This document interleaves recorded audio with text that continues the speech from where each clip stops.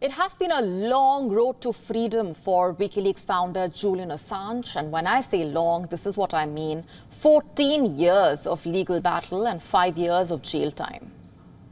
But Assange's return to Australia comes with a set of conditions. The saga also triggered and stirred the age-old conversation around press freedom. We will get to that in just a bit, but let's first tell you where things stand right now for Assange. Earlier today, Julian Assange walked out of a maximum security prison in Belmarsh, UK.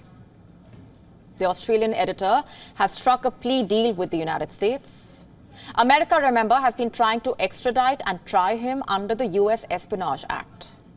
Assange is now scheduled to appear for a hearing on Wednesday, not in mainland US, but at the Northern Mariana Islands, which is a US overseas territory. The 52-year-old will plead guilty on just one count under America's Espionage Act, as compared to a list of 18 counts he was charged with earlier. Now, Assange has to plead guilty on grounds of conspiring to obtain and disclose classified US national defense documents. Who is Julian Assange? What's his story? What is the Wikileaks saga all about? Let me break it all down for you quickly, along with a closer look at his legal battle with several Western governments, especially the United States. In 2006, Julian Assange set up a website called Wikileaks. What was the objective? To give a platform to whistleblowers to leak secret information and classified government documents. In the website's own words, quoting, Wikileaks published groundbreaking stories of government corruption and human rights abuses, holding the powerful accountable for their actions, quote unquote. Let's now take a look at a timeline of the key events in this saga. In April 2010, Wikileaks released a leaked video from Iraq.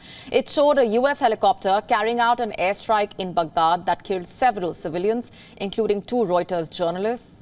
And then 3 months later, in July, the website published hundreds of thousands of leaked US military documents about the wars in Iraq and Afghanistan.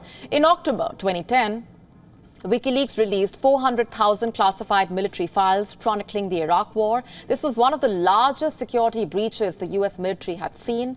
Washington was still trying to do damage control when in November, Wikileaks released thousands of cables from US embassies from all over the world. These included candid views of foreign leaders and blunt assessments of security threats.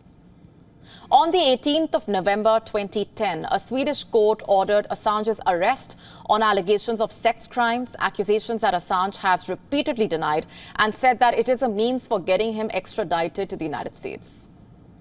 It is important to note here that operations of Wikileaks were routed through a network of servers in Iceland and Sweden.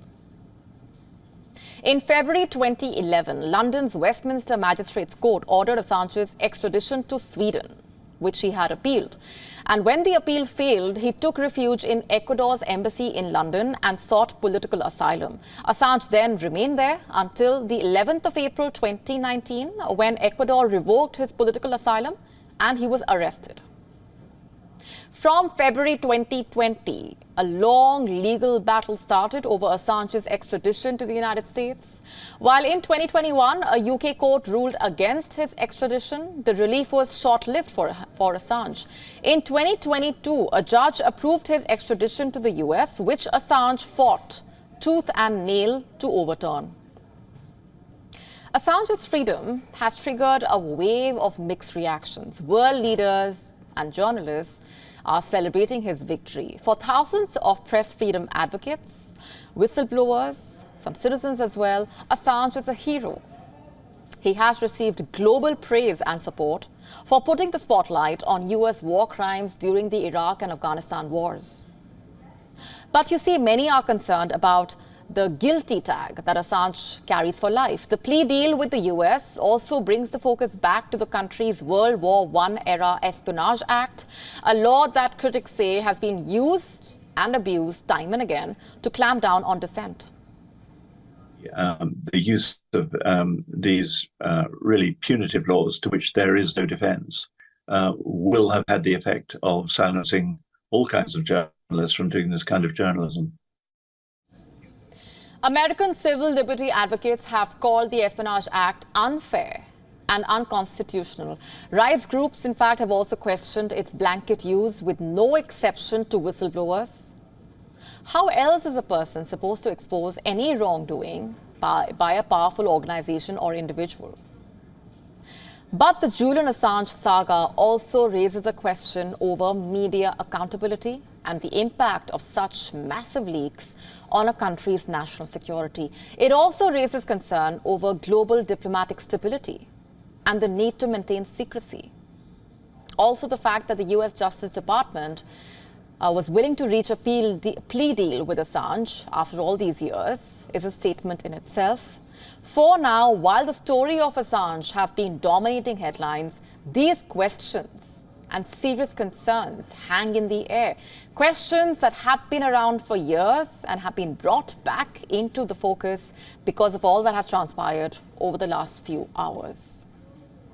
To stay up to speed with the latest news, download the WION app and subscribe to our YouTube channel.